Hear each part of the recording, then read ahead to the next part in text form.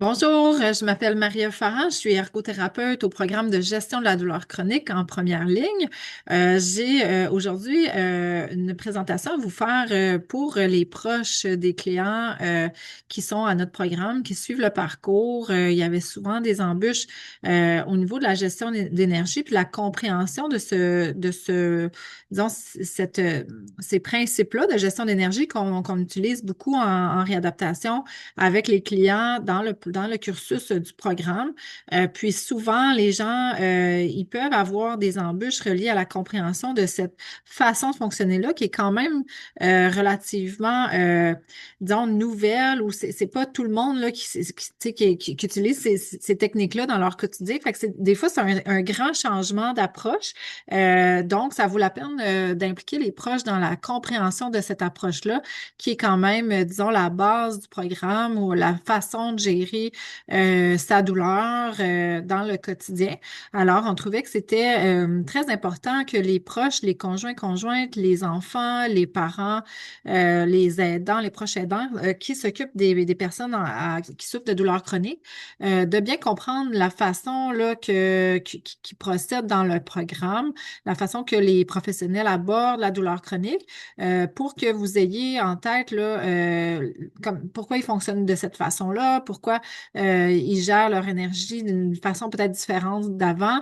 Alors, on trouvait que c'était important là, dans le programme d'impliquer les proches qui viennent pas nécessairement aux ateliers. Il y en a qui sont présents, mais ceux qui viennent pas, ils auront la chance de mieux comprendre le programme ou en fait ce principe-là de gestion d'énergie. Ça va vous permettre aussi de mieux les aider, mieux les supporter. Puis, par ricochet, les gens, je crois, qui sont au programme, en sachant que la personne qui les aide ou les proches comprennent leur façon, leurs décisions, tout ça, il y a vraiment, c'est vraiment un facilitateur, là, disons, dans le processus. Donc, ça peut aider à ce que ça tourne mieux, là, la machine, là. Donc, on va commencer avec la première. Oups. Diapositive. Donc, l'objectif général, c'est pourquoi, en fait, la personne, aider les proches, vous aider, en fait, à comprendre pourquoi la personne peut pas faire comme avant, puis, idéalement, soutenir une récupération qui soit durable et réaliste. Donc, parfois, les gens pensent que récupérer, de faire une réadaptation, d'aller plus vite, ça va être mieux. Mais là, on est dans une optique vraiment d'avoir une récupération qui est durable. Donc, c'est pas nécessairement la même approche. Quand on veut que ce soit réaliste puis durable, c'est une approche qui est quand même différente. Fait que c'est ça qu'on va voir ensemble. Puis, un des points qu'on explique aux gens dans les débuts de leur parcours, c'est le point d'inflexion de la douleur. Ça vaut la peine de vous l'expliquer parce que c'est basé sur ça, là, nos interventions. Donc, le point d'inflexion, c'est en fait quand on progresse dans notre journée, on commence avec une douleur de base, disons, puis plus qu'on fait d'efforts et d'activités dans notre journée, plus que la douleur progresse. Mais il y a un moment qu'il y a comme une cassure où la douleur progresse de façon exponentielle, comme vous voyez sur la courbe ici. Il y a un moment où est-ce que ça bascule. La douleur devient intolérable, elle prend toute la place, puis la personne n'est plus fonctionnelle. Donc, on appelle ça vraiment l'apparition, là, ben, le point d'inflexion. Quand on est de l'autre côté du point d'inflexion, on n'est plus dans une période où est-ce qu'on peut bien fonctionner. On doit se reposer, on doit se coucher, on doit arrêter de ce qu'on fait. La douleur fait trop mal. Mais il y a vraiment un avant et un après. Les recherches aussi démontrent que la douleur, pas mal n'importe quel type de douleur a ce pattern-là, disons, de cassure. Puis ensuite, quand on attend, si on gère la douleur avant que ça fonctionne, avant ce fameux point d'inflexion-là, il va avoir, en fait, c'est qu'on va rester dans la zone fonctionnelle. La zone verte que vous voyez, on est capable de fonctionner globalement avec un seuil de douleur tolérable. Donc, la réadaptation, elle est basée là-dessus. C'est que si on est souvent dans une zone de dépassement, si on va souvent dans la zone rouge, c'est un petit peu comme quand on regarde le soleil longtemps, ou quand on regarde le soleil puis qu'on ne le regarde plus, après ça, on le voit encore, hein. Donc, c'est comme ça que la douleur fonctionne. Si on la brûle trop souvent, on va la ressentir. Vous voyez, la courbe ici, elle arrive plus tôt. Donc, on va la ressentir avant même qu'elle apparaisse de façon normale avec l'activité qu'on fait. Donc, jour après jour, si on dépasse constamment ce point d'inflexion-là, la douleur, elle va apparaître elle va être ressentie plus tôt dans la journée.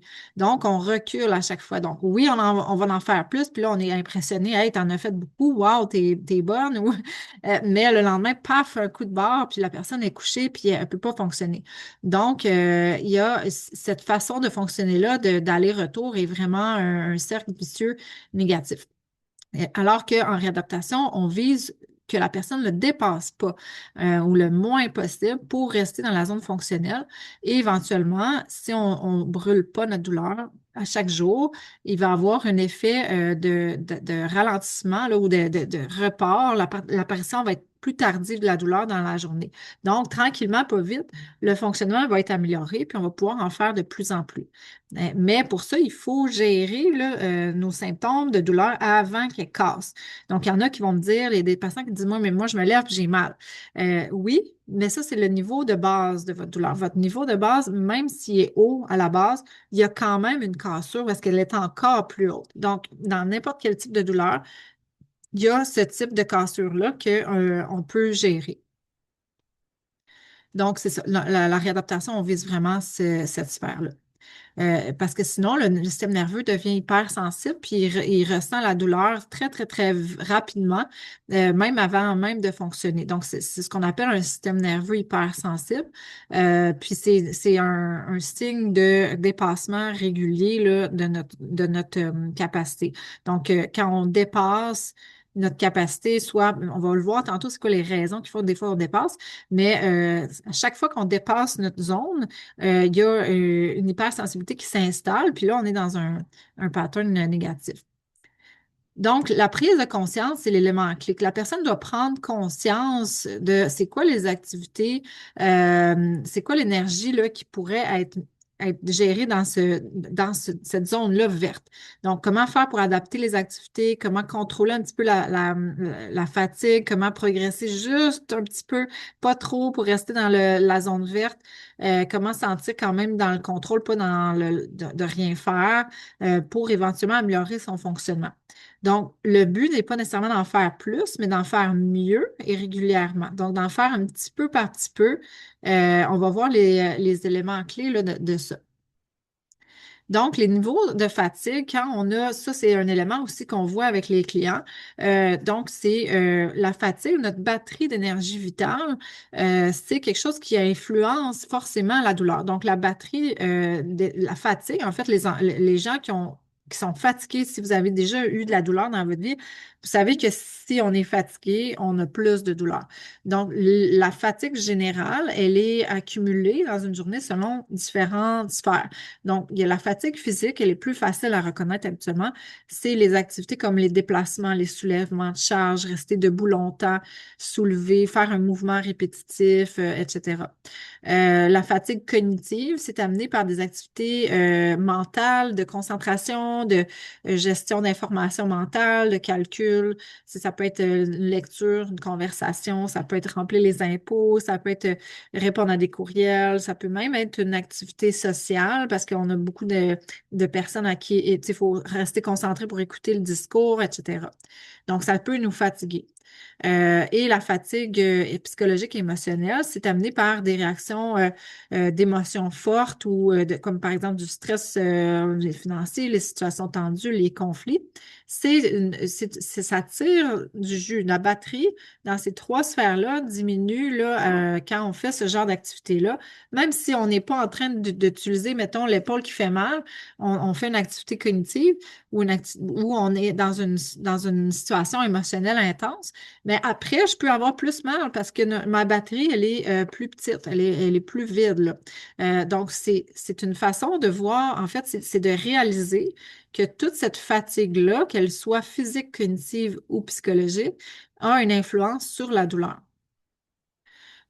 Donc, oups, avant de passer à la suivante, dans le programme, on montre aux gens comment reconnaître les types de fatigue dans leur vie, puis comment gérer, en fait, de mettre, par exemple, un rythme dans les activités, de faire une pause entre chaque activité physique, de faire des pauses au niveau de leurs activités qui sont plus mentales, d'aller prendre l'air. Donc, ils apprennent à reconnaître, premièrement, les signes de fatigue et de voir c'est quoi les activités qui sont les plus exigeantes dans leur quotidien. Souvent, les gens, ils vont pas respecter leurs limites pour différentes raisons intérieures, des fois conscientes, des fois inconscientes. Des fois, on le sait pas. Là, j'ai encore dépassé, j'ai fait ma plate-bande, puis j'en ai bien trop fait, puis j'en ai bien trop fait, puis on sait pas trop pourquoi.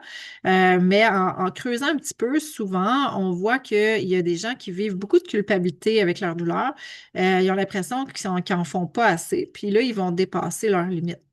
Ils peuvent aussi ressentir une pression sociale. Qu'est-ce qu'ils vont penser les autres si je dis non à les recevoir aux fêtes? Si, par exemple, qu'est-ce qu'ils vont dire si je m'assois 5 fois pendant que je fais la visite du musée? Tu sais, peu importe, il y a une pression quand même sociale qui peut être ressentie.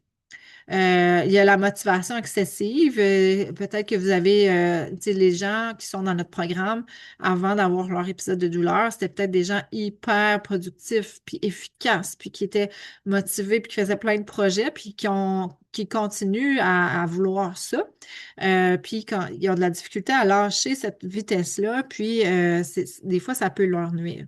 Ça peut être une raison aussi de dépasser les limites.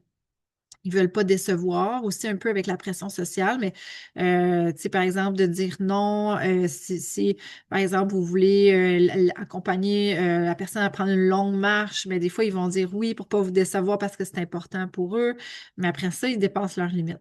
Ça peut être aussi le perfectionnisme, ils veulent que ce soit parfait comme avant, puis le ménage au-dessus des armoires, ça doit être fait à telle fréquence. Il y a du perfectionnisme aussi qui peut être installé, puis ça entretient le cercle vicieux négatif de dépassement des limites. Si vous vous souvenez là, de la zone rouge, chaque fois qu'on dépasse les limites, que ce soit pour une de ces raisons-là, ou peut-être qu'il y en a d'autres qui ne sont pas là, vous reconnaissez peut-être votre proche dans ces raisons-là, mais il y a des patterns, tu sais. Donc, des fois, ça peut être votre rôle ou vous pouvez guider pour dire, mets-toi pas autant de pression, c'est pas grave. Des fois, c'est de soulever un petit peu les attentes ou les discours intérieurs que les gens ont qui permettent pas la bonne gestion de leur douleur, là, de leur énergie. Le piège de la culpabilisation, en fait, c'est très fréquent. C'est un facteur majeur du dépassement du point d'inflexion, là, la cassure. C'est quand la personne elle se dit, je devrais en faire plus, je suis pas assez performante, je vais décevoir, je suis paresseuse. Bien, comme on a dit tantôt, en fait, c'est qu'elle va ignorer ses signaux de fatigue. Elle va continuer malgré les symptômes, puis elle va dépasser ses limites. Puis on continue d'être dans le cercle vicieux négatif de on en fait trop, on a un coup de barre, on en fait trop, on est 2 jours à pas vouloir, à pas fonctionner. Donc ça, c'est disons, c'est avance, recul, avance, recul, avance, recul. Ça peut être sur des semaines et des mois puis ça stagne. Donc c'est important à un moment donné de dire stop, on n'ignore plus les signaux de fatigue, on continue, quand il y a des symptômes, on arrête. Puis c'est sûr que la douleur, c'est invisible. Donc vous pouvez pas nécessairement, vous comme proche, savoir quand la personne est rendue à son maximum ou même avant. Donc, vous pouvez tu sais, aider la personne à les reconnaître ou à dire quand tu ressens ça, dis-moi-le, on va s'asseoir, peu importe, mais c'est tu sais, vous ne pouvez pas deviner là, que la personne a mal, mais d'éviter là, les discours culpabilisants. C'est sûr que vous êtes sûrement au fait là, de ça, mais en fait, c'est de pas d'encourager la personne à reconnaître ses propres signes. Donc, c'est ça, la culpabilité, quand on a des douleurs, de la fatigue, après ça, on veut en faire plus, on se dépasse, puis on recule, on crash. Et là, quand on crash, ben, on a plus de douleur, plus de fatigue. Puis là, puis après ça, on se sent coupable parce qu'on en fait moins. Alors, c'est un cercle vicieux qui est vraiment difficile quand on est en douleur. Puis, souvent, c'est ça qui ne nous permet pas de respecter le point d'inflexion, c'est la culpabilité. Donc, les gens, ils sont même tristes, ils peuvent être en deuil, il peut avoir vraiment des émotions difficiles avec cette culpabilité-là, d'en faire moins. Mais souvent, c'est quand on respecte cette douleur-là ou ce niveau de fatigue-là qu'on va arriver à faire une réadaptation puis une progression. Donc, c'est sûr qu'il y a une phase qui est vraiment, on a l'impression de reculer, on a l'impression d'être de trop chouchouter, disons. Puis on peut avoir l'impression d'exagérer, mais souvent, c'est ça que ça prend là, pour stabiliser un plateau de réadaptation dans la zone verte. avant de progresser. Donc, c'est quelque chose qui est vraiment utile à éviter l'avance-recul, comme je dis. Donc, on fait un petit pas, on le maintient. Quand c'est stable, on n'a pas de crash, on n'a pas de contre-coup le lendemain pendant 7 à 10 jours environ. Puis après ça, on peut augmenter, par exemple, si quelqu'un qui marche 10 minutes, puis après ça, a mal au dos, mais là, on va dire essaie 5 minutes. Puis si elle a encore mal au dos, essaie 2 minutes. Puis on se dit, ben, ça n'a pas d'allure, juste marcher 2 minutes, j'irai pas. Mais oui, encouragez-le quand même. On marche 2 minutes, puis on le maintient pendant 10 jours. Puis le 2 minutes, au lieu d'être un effort à 8 sur 10, ben, à un moment donné, il va devenir un effort à 4 sur 10 parce que la personne va s'entraîner. Donc, l'entraînement qui se passe avec les 7 à 10 jours va faire en sorte que la prochaine marche, elle ne sera pas un effort à 8 sur 10. Elle va être un effort à 5 sur 10, disons. Puis si on maintient encore un 10 jours, sans contre-coup, là, on peut progresser. Fait que le but, c'est de faire des petits pas, les maintenir, puis après ça, se remettre une marche là, de difficulté et de maintenir. Donc, c'est l'idée derrière la réadaptation des gens en douleur. Votre rôle, vous, pour les proches, c'est de ne pas amplifier la culpabilité. Je suis certaine que vous ne faites pas ça, là. Vous êtes tous des proches parfaits. Non, mais je fais des blagues, mais en fait, c'est que des fois, sans s'en rendre compte, on peut, par exemple, dire ben, il me semble que tu en faisais plus hier, tu étais capable, ou on continue encore un petit peu, ça va te faire du bien, avant tu en faisais, ou par exemple de soupirer ou d'avoir des attentes, puis ah, le souper n'est pas prêt, comment ça, ou des petites remarques des fois qui peuvent, s'en rend pas compte, mais qui peuvent mettre de la pression aux gens qui vivent de la douleur.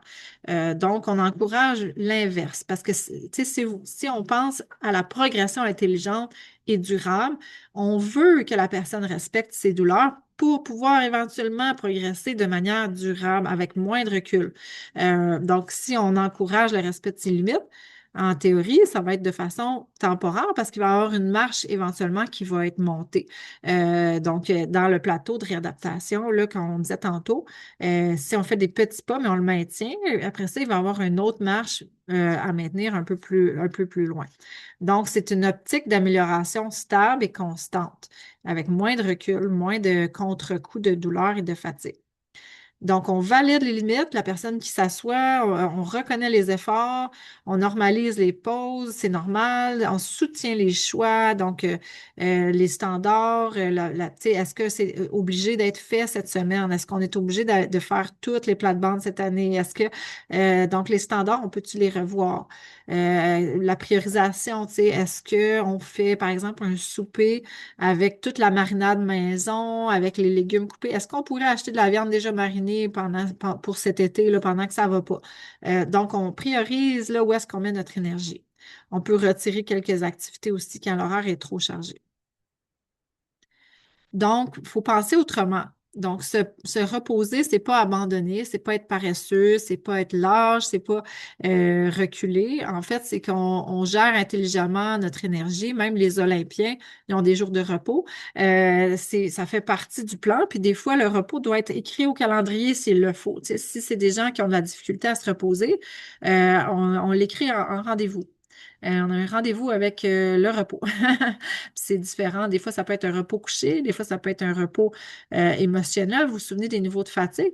Des fois, ça peut être la fatigue physique, cognitive ou émotionnelle. Donc, les repos, c'est pas nécessairement juste le corps qui doit se reposer, c'est aussi l'esprit ou les émotions, ou faire des choses qui nous font plaisir, qui nous valorisent. Ça peut être reposant aussi dans notre batterie là, d'énergie. Donc, se respecter, ça fait partie du traitement. Puis le traitement, il fait partie de la réadaptation. Donc, le traitement de gérer son énergie comme ça, c'est une phase de réadaptation sur du long terme. Quand on ne dépasse pas nos limites, c'est une stratégie de récupération, c'est une preuve d'intelligence corporelle. Donc, on n'est pas dans l'abandon, dans la lâcheté, tout ça. On est vraiment dans une gestion saine de notre énergie corporelle.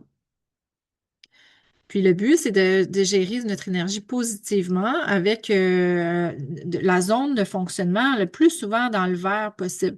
Donc, si on respecte ça, on va se rendre là, on va se reposer. On va se rendre là, on va se reposer, puis idéalement, on reste toujours dans cette zone verte-là.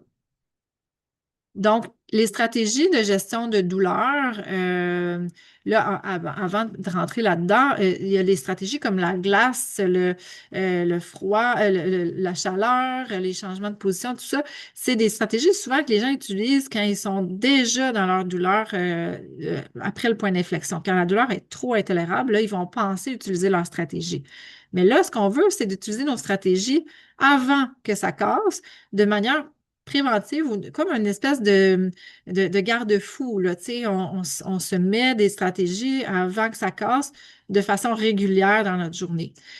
Donc, la planification, je donne dans les formations, je donne un calendrier aux gens pour qu'ils puissent planifier leurs tâches qui sont très exigeantes en alternance avec des activités plaisantes ou réénergisantes. Donc, on fait une activité qui est plus exigeante, après ça, on fait une activité plaisante.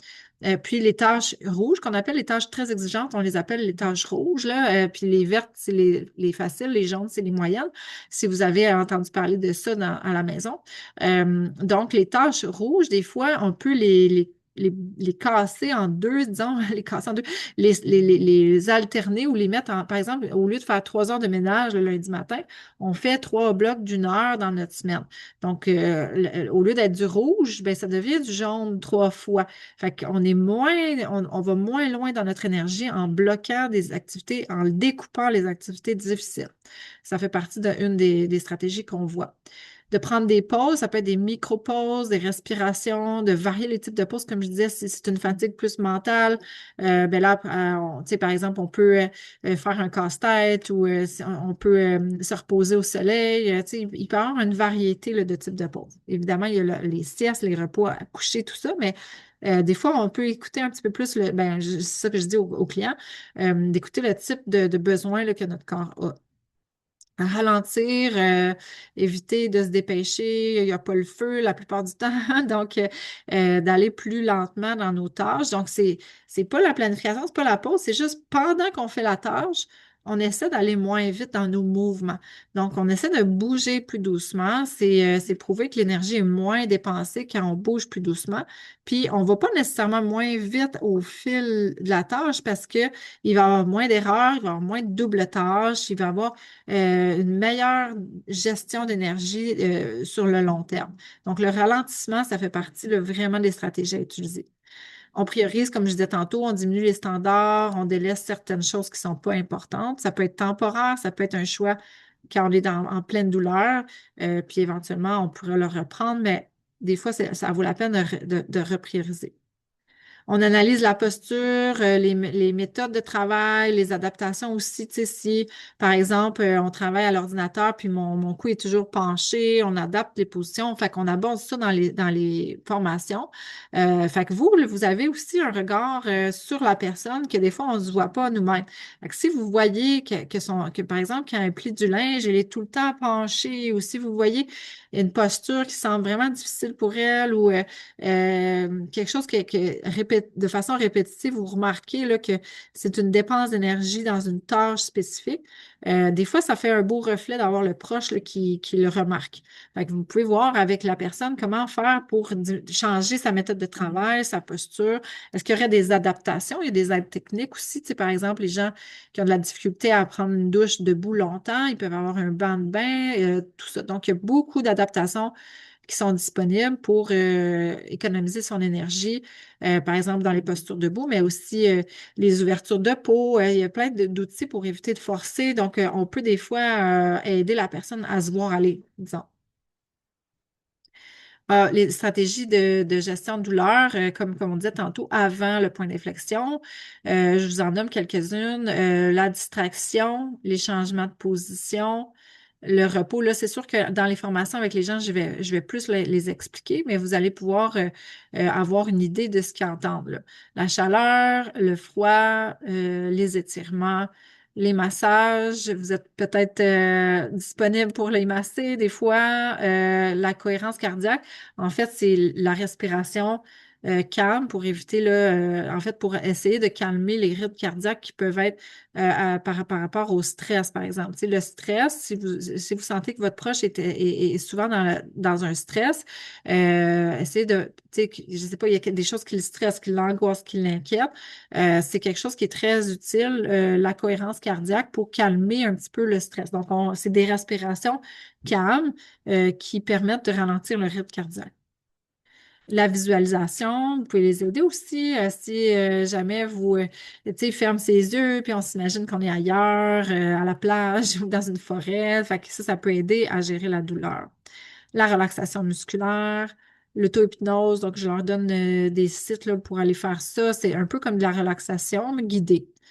La médication. Donc, tout ça, là, les exercices. Donc, tous ces stratégies-là, la plupart des gens vont les prendre après, quand la douleur est dans le rouge. Fait que ce qu'ils doivent apprendre, c'est d'utiliser toutes ces stratégies-là avant que la douleur soit intolérable. Donc, tu sais, la chaleur, si ça fait du bien, puis qu'ils mettent juste à 9 heures le soir, pourquoi pas l'utiliser une fois à midi, tu sais, avant que la douleur devienne, tu sais, ça va calmer le muscle avant qu'il devienne vraiment trop dans la douleur. Donc, c'est le genre de choses qu'on voit là, dans le programme. Puis, je vous ai mis aussi finalement des livres disponibles là, pour comprendre la douleur chronique, les difficultés avec, par exemple, qu'est-ce qu'il y a là-dedans? Il y a le stress, les ennemis du sommeil. Donc, il y a beaucoup de lectures qui peuvent être intéressantes là-dessus.